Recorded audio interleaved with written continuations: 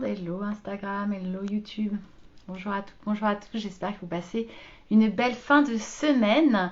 Nous sommes vendredi, ça y est, je suis de retour de Paris, je suis rentrée hier soir. J'avoue que ce marathon de conférences, je ne sais pas combien j'ai fait de conférences et d'ateliers, mais je crois que j'en ai fait, j'ai enchaîné une cinquantaine de conférences, était juste extraordinaire et assez exhausting, assez fatigant. J'étais bien fatiguée et j'avais même surestimé un petit peu ma capacité à enchaîner puisque j'avais un autre événement qui était prévu à Rennes et auquel je devais y aller. Et malheureusement, j'ai fait le choix de ne pas y aller. Alors je suis alignée avec cette décision évidemment, mais je pense que c'était un très bel événement. J'aurais bien voulu y participer, mais j'étais vraiment, vraiment fatiguée. Et surtout, j'avais la tête farcie de plein de choses, 50 conférences, énormément d'infos, énormément d'idées, énormément d'inspiration, d'émotion. Et je ne me voyais pas réenchaîner pour d'autres interventions parce que c'était vraiment des femmes qui intervenaient sur scène et je me voyais pas, voilà, j'avais la tête vraiment, vraiment, vraiment pleine. Euh, donc c'était top. Hier soir, j'arrivais pas à dormir parce que j'avais toute. C'est vraiment un processus d'intégration et j'ai vécu tellement de jours extraordinaires entourés de ce monde entrepreneurial tellement boostant, tellement motivé. C'est fou en fait, j'ai vu des jeunes femmes de 21 ans. J'ai découvert le monde des influenceuses, des jeunes en fait influenceuses qui ont 1 million de followers sur Instagram, juste complètement dingue, qui s'expriment hyper bien. C'est hyper cadré, enfin on sent que ce sont vraiment des professionnels.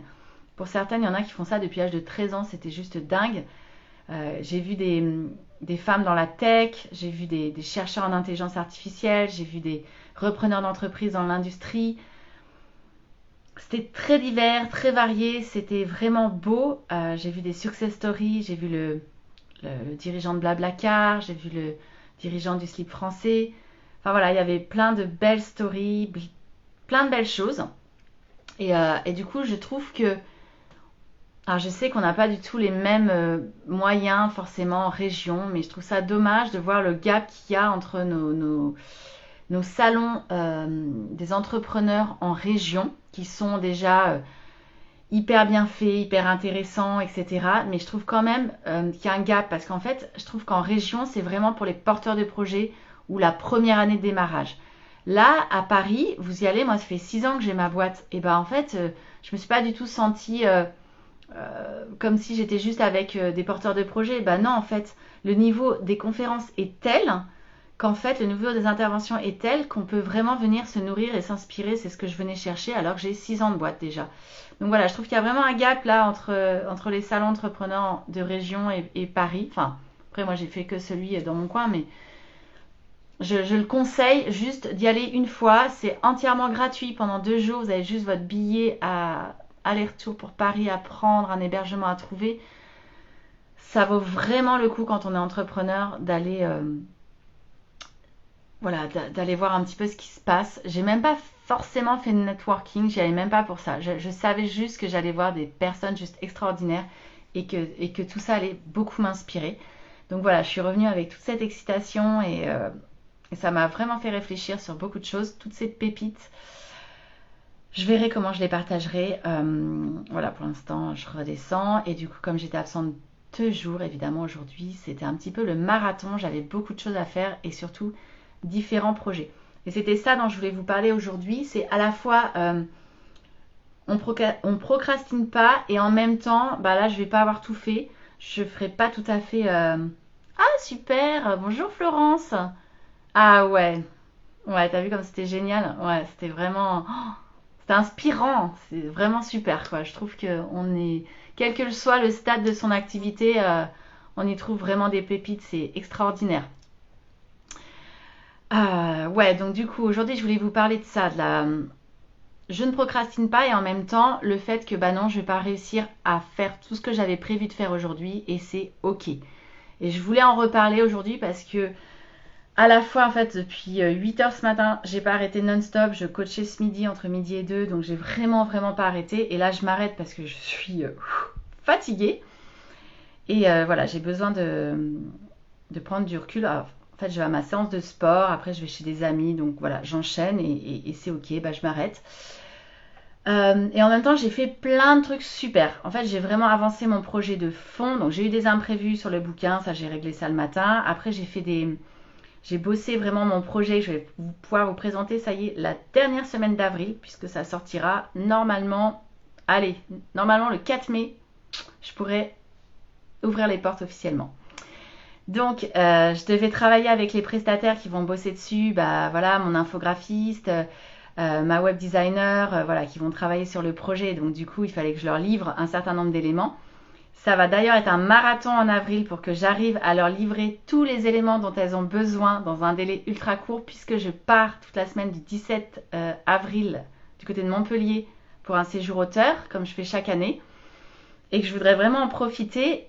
Donc, du coup, idéalement, je voudrais avoir tout envoyé vendredi prochain. Donc, ça va être assez sport parce que en fait, j'ai des éléments de fond à construire, j'ai des vidéos à faire, j'en ai pas mal à faire. Donc, ouais, j'ai pas mal de boulot dans un quotidien qui était évidemment déjà organisé.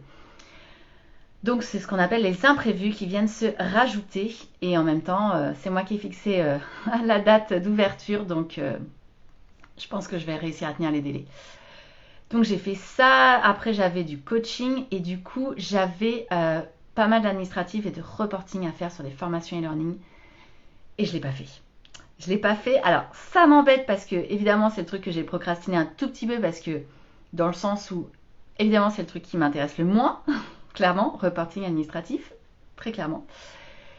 Et en même temps, je me suis dit, ok, mais c'est pas très grave en fait. S'ils ont ça le 11 avril, au lieu du 7 avril, je suis pas relancée. Donc, je me dis, sur la partie administrative, je serai encore dans les délais.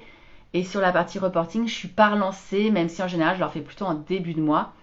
Et voilà, une fois ou deux dans l'année, j'y arrive pas. Et du coup, donc je me suis dit, bah ok, bah je lâche. Par contre, je l'ai replanifié direct pour me dire, et je pense même que je vais prendre un petit bout de mon lundi de Pâques pour faire ça, parce qu'en fait, je pense que j'en ai pour l'ensemble, je pense que j'en ai pour 1h30, 2 heures, gros maximum.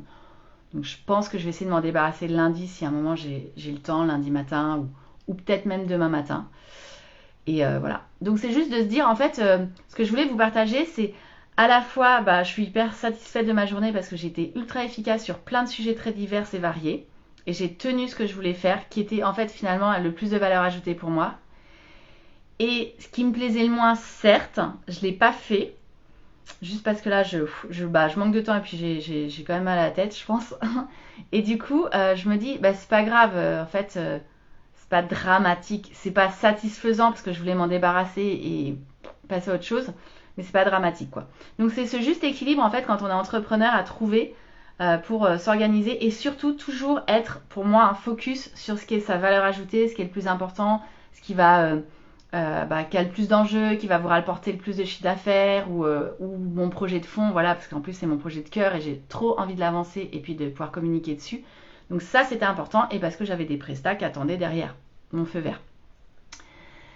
Donc voilà, donc là je vais maintenant passer à ma deuxième partie de journée. Comme vous le savez, bah, j'adore aller à mes séances de sport. Je vais au RPM ce soir, donc je pense que je vais souffrir parce que j'ai rien fait depuis 10 jours je crois. Mais ça va être sympa. Et puis après, je vais faire un petit apéro huître, vin blanc avec des copains. Et ça va être très très cool. J'avoue que je suis très contente de cette fin de semaine. Et puis en plus, le week-end s'annonce bien avec plein d'activités prévues en famille. Donc ça va être cool. Je vous souhaite une très très belle après-midi. Je vous dis à demain pour le prochain live du week-end en mode lifestyle.